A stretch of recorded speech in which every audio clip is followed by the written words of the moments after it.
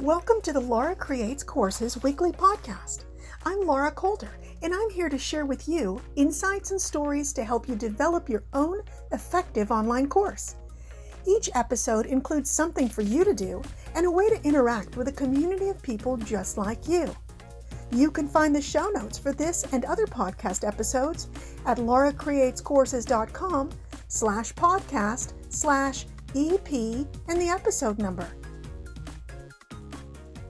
Episode 5 is the final episode in a 3-part series on using discussion boards.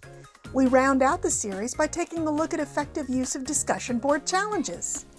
Welcome back. This episode is the third in a series on discussion boards. In our previous 2 episodes, we talked about building community using discussion boards. We talked about the difference between asynchronous and synchronous courses and how these discussion boards might work on those types of courses. And we also talked about introductions and open-ended questions. So today's discussion board topic is our last, and this is about challenges on the discussion board. If you haven't listened to the previous 2 episodes, I recommend you do. It'll round out the whole discussion on discussion boards. So what are challenges? Challenges are activities on the discussion board that are regular and they provide additional practice to students. Challenges move the learning forward. They're not something that are just random. They actually are things designed to help students practice what they're learning in class, engage with each other on this, and really deepen the learning. Now, challenges to me should be optional. However, if they're well designed, students will want to participate. They will get so much out of it if they're set up properly and they're modeled and you as the instructor have done all the right encouragement and they've really gotten a sense of community out of it. The more students get out of an activity on the discussion board, the more they want to participate. So some example challenges could be, in a social media management class, perhaps a challenge could be for students to post a social media calendar for the upcoming week. That way they can plan and design and get practice doing that and get some feedback on the discussion board as well. It doesn't have to be something that they use right off. It doesn't have to be real, but it is good practice. In a photography class, you could challenge students to post 10 images a week. That way they are constantly practicing their photography skills and there's opportunity for growth and feedback from both the instructor and the students in the class. If it's a writing class, perhaps students could post 3 pages of manuscript each week. Maybe they wrote a heck of a lot more, but they want to post these 3. And feedback is not required. It is definitely optional, but we're going to talk more about that in just a minute. If you're teaching a leadership class, perhaps the regular challenge could be for students to find a quote that applies to this week's learning on leadership and then reflect on how this quote applies to the learning and applies to themselves. That way they are practicing and thinking and reflecting over their learning for the week.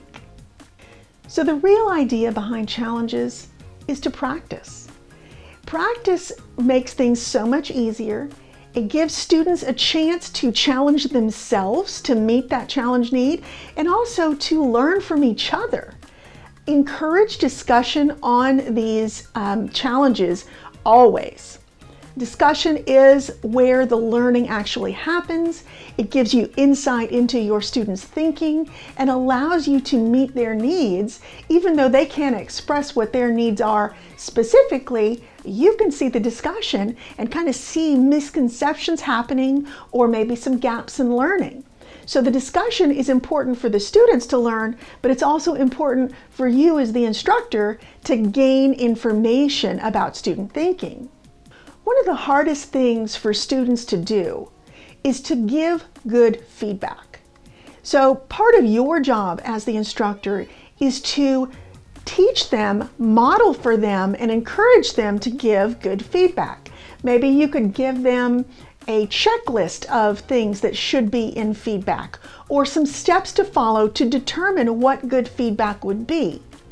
If you put students in a position where they feel like, oh, I do have something to say about this person's work that could help them improve, and they're able to express it, then you have given them a valuable tool.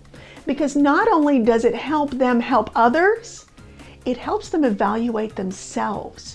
It's really hard to look at your own work and figure out what needs improving. We're just too close to it. So understanding how to step back and look at work objectively is a super valuable tool that you can give to your students. Do you want a way to choose effective learning activities at your fingertips? Download my free ebook, Online Course Creation Made Easy, 25 Activities to Engage Your Online Learner, at lauracreatescourses.com. It's designed to help you choose the right learning activity to meet your goal. That's lauracreatescourses.com. Teaching your students to give feedback has many, many wins to it. They get to learn from each other. They get to step back and evaluate their own work more objectively, and you get more insight into their thinking. Not to mention, you're not having to give all the feedback. It's a really valuable way to encourage interaction between students and to gain insight into their thinking. So a couple of things I want to say about challenges. You need to stay consistent. So for example, in that photography class, 10 photos a week, period. Every single week, it's the same challenge. That's consistent. Or the social media management class, post a week's calendar every single week. That way you can see growth and improvement over the life of the course. But sometimes you don't want to do the same thing every week. Sometimes you want to plan ahead of time a challenge that will be specific to that week's learning. And that's really valuable as well, but here's what I recommend. Students need time to think about what they're gonna do.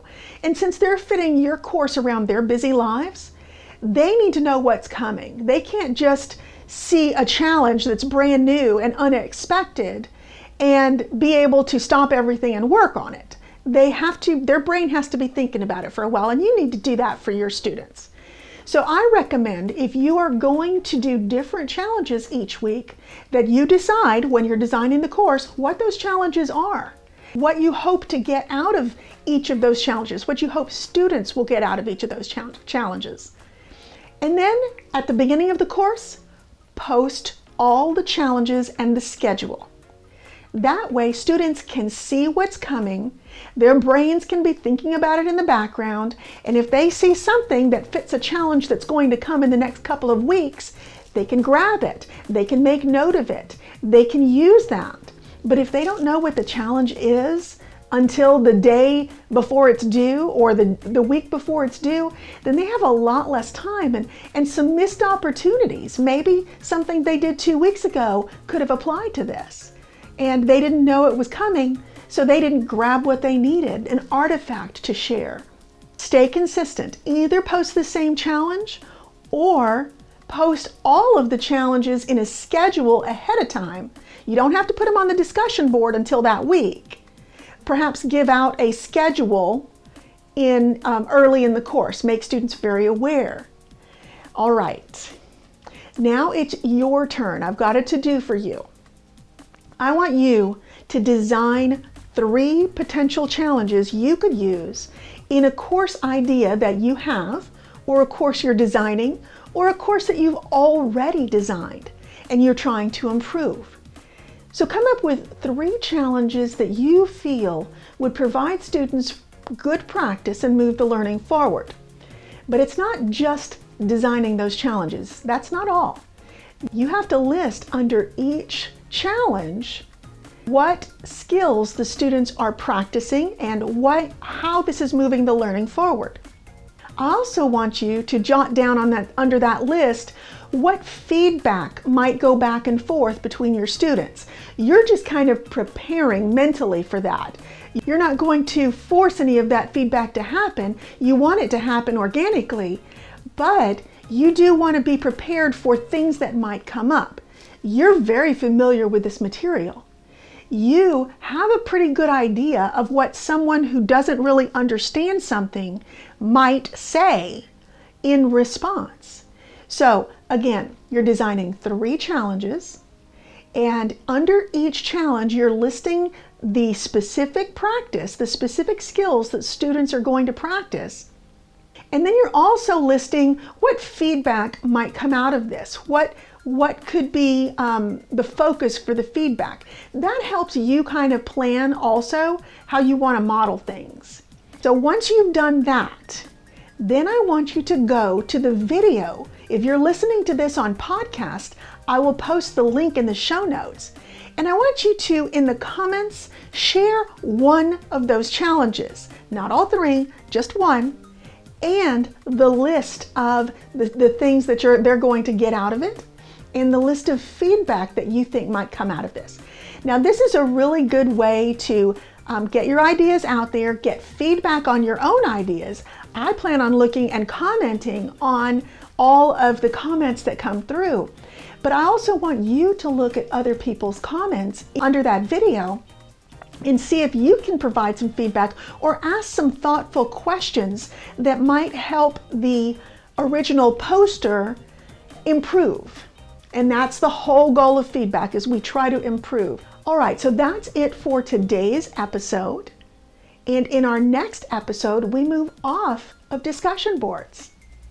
If you enjoyed this video, please let me know by giving it a thumbs up.